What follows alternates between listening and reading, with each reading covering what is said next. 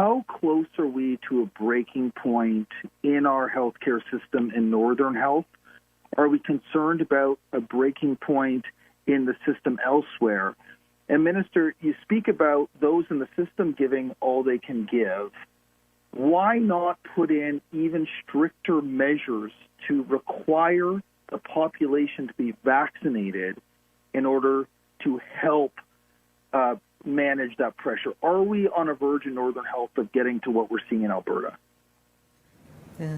So in terms of numbers in ICU, I don't actually have that as of today. I know there's close to under half a dozen at the moment, but people move very quickly in and out of ICU because of the care that they get. So I do know that we've had 40 people who've been pregnant in ICU over the course of the pandemic, and a good proportion of those have been in the last few months. In terms of, I think we're in a very difficult place in many parts of the province because we've all been doing this for 18, 20 months now.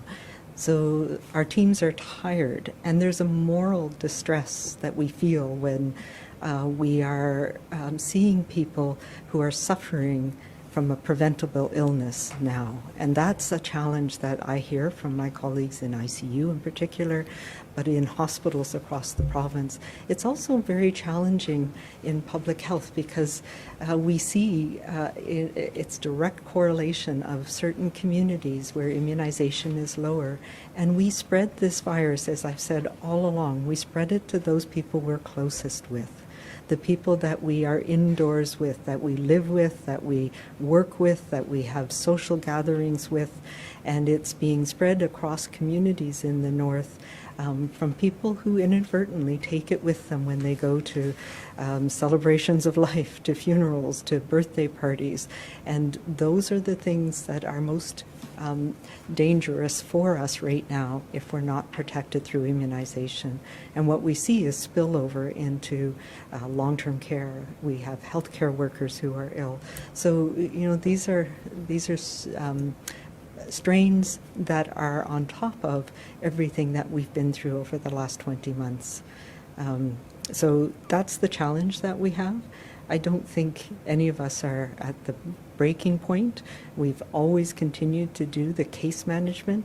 We've never stopped that as they did in some parts of Alberta. So we are in a different place, but sadly as a country, we're not in a place in BC where we can support taking people from Alberta for ICU care, for example.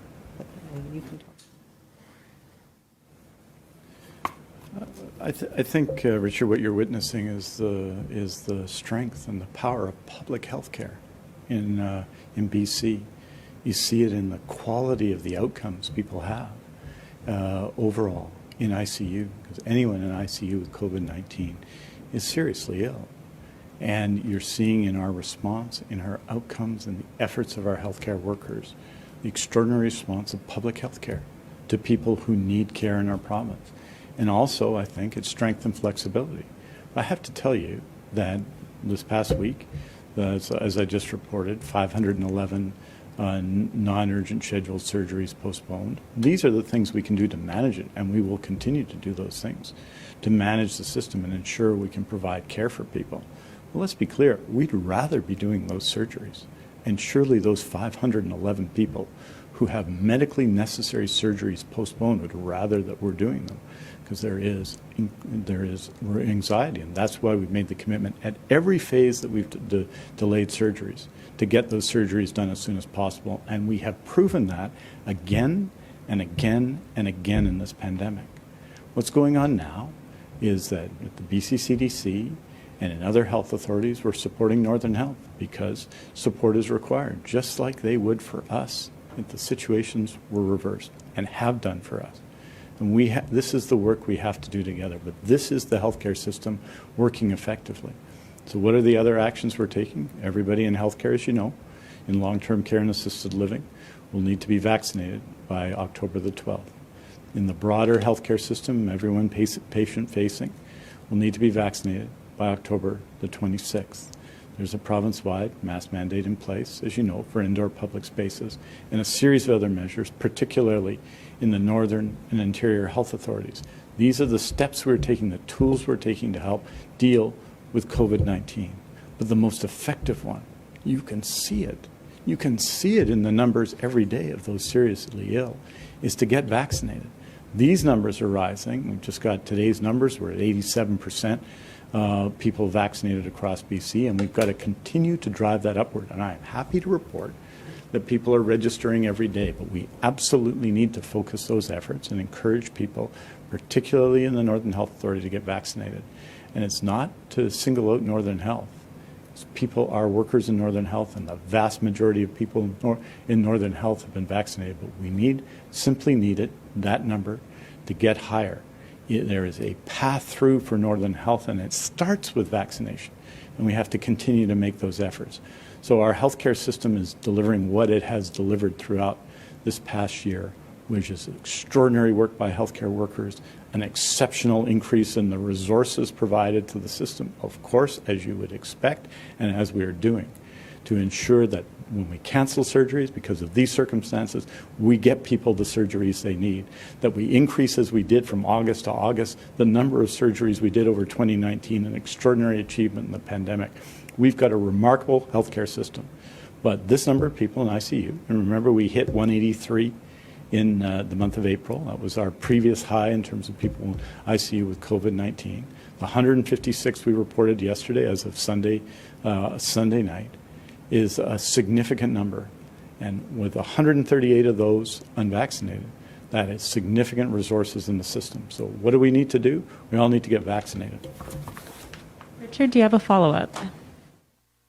Yeah, on that point of everybody getting vaccinated, you mentioned the mandate coming into effect in healthcare.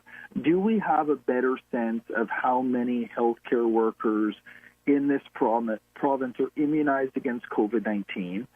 Are you worried that there will be additional pressure on the northern healthcare system?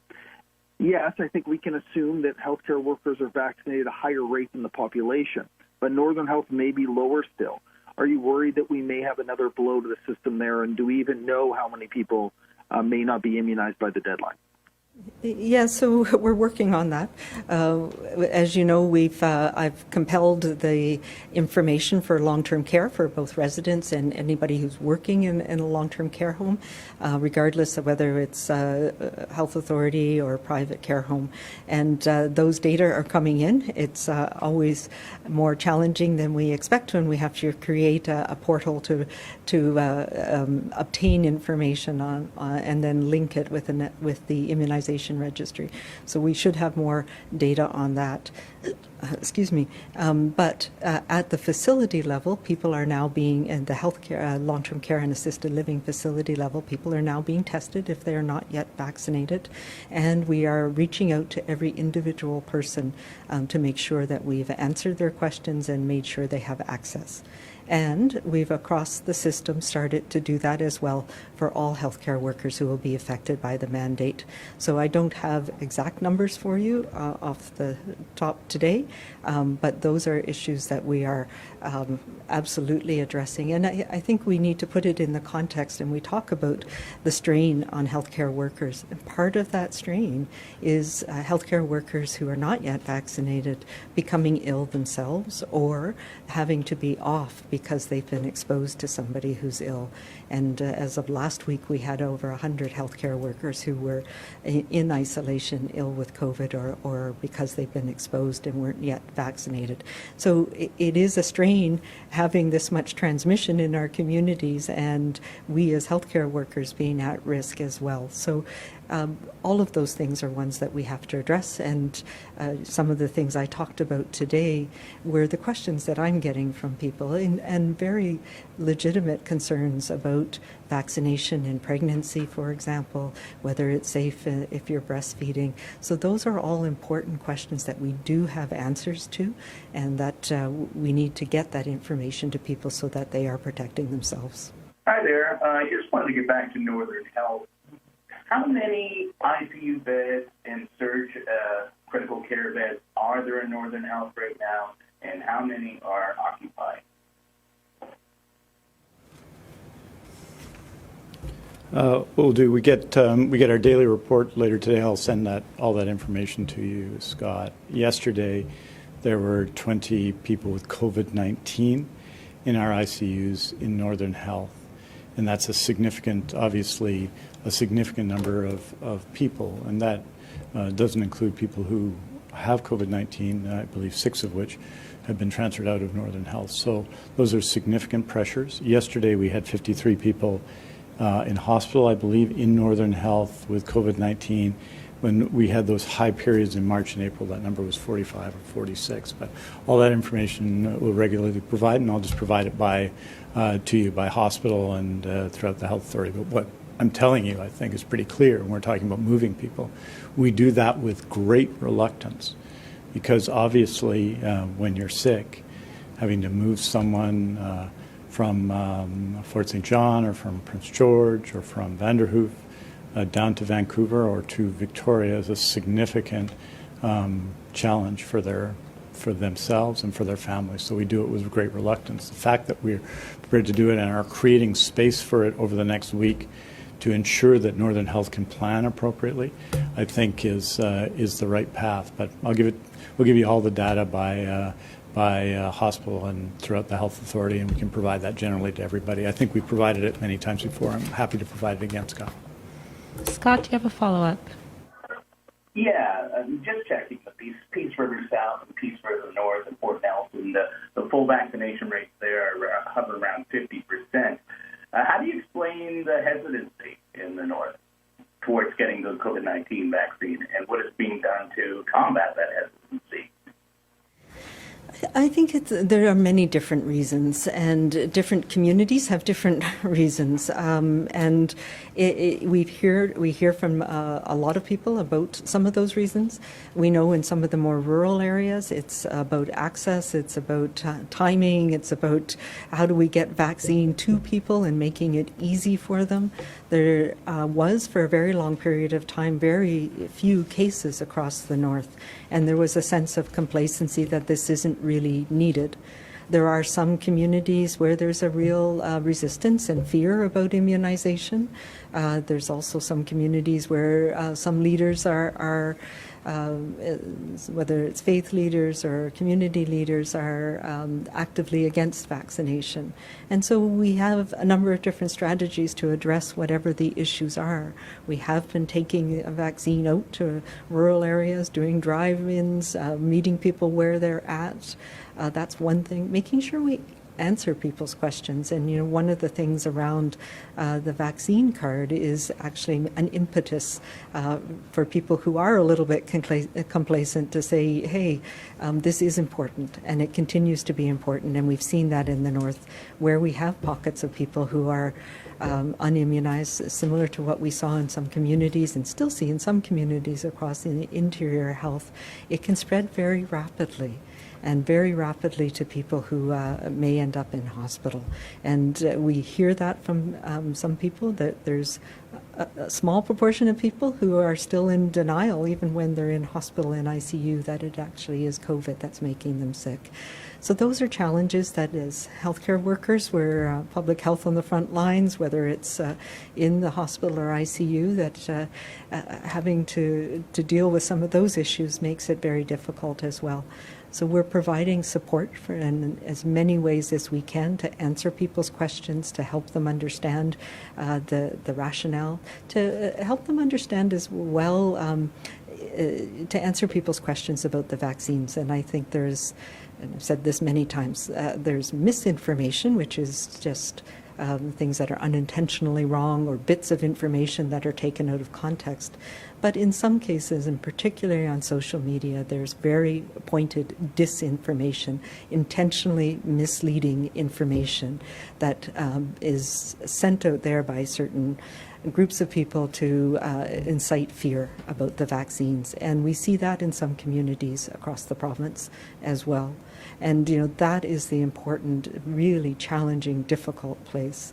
It's particularly on social media, and really what we need to do is have venues, have places where people can actually get credible information that that helps allay some of those fears. And that's one of the reasons why I really wanted to talk about pregnancy today, why I wanted to talk about some of the other concerns that we're hearing from people because of the intentional scaring that goes on in some of these, particularly social media sites that are just plain wrong. I can say unequivocally, these vaccines do not affect fertility, both in women or in boys or in young men. They do not affect fertility. There's no way that they can do that. But that is one of the common lies that is out there right now, designed to create fear. So there's many different strategies we have to take depending on what the issue is.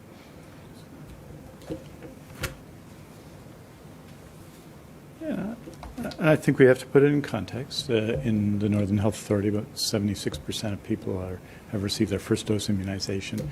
And generally, we found that first dose leads to second doses. So the vast majority of people in the Northern Health Authority have been immunized against COVID-19. And I want to say that one of the communities, the most immunized in British Columbia, is Kitimat, at 95.9%. In that community health service area, 7,931 people immunized, 337 people remaining to be immunized. So in that part of the north, a very high level of immunization there are in other parts. But even in Fort St. John, where we've had extraordinary support from Mayor Ackerman, we have extraordinary support from the local MLA, Dan Davies, and from many in the communities. We're going to continue to work our way through. Dr. Henry and I are again meeting with Northern leaders tomorrow, doing a lot of work in Indigenous communities as well, and the provincial health office is doing that. And we're just going to keep grinding those numbers up, because every percentage point, every person makes them safer and everyone else safer. And we're just going to keep working with communities to get those numbers up. As you'll recall, there was a time when Fort St. John was just under 50%, and they were well below. They've now, that number has significantly gone up, say, in Fort St. John. It's significantly gone up in Tumbler Ridge. This is at 67.2%, but we need it to be higher than that. And I also want to acknowledge that in Prince George, we have immunization rates in the three urban community health services areas that are 86, 83, and 80%. So this is something we just got to keep working through. As we talk about sometimes, it's a ground game. It's person by person, and we are offering opportunities in the north today to get vaccinated. And I encourage people, if they want to support their healthcare workers, if they want to support those who are struggling in ICU right now with COVID-19, if they want to support their communities, to get vaccinated, to take this opportunity now to get vaccinated. It will make a difference now. It will make a difference in October and in November and in December. And I encourage everyone to do so. So I think we can continue to make progress, and we're going to continue to be positive about it, as I think we have enormous support. The vast majority of people in the north are vaccinated and support vaccination.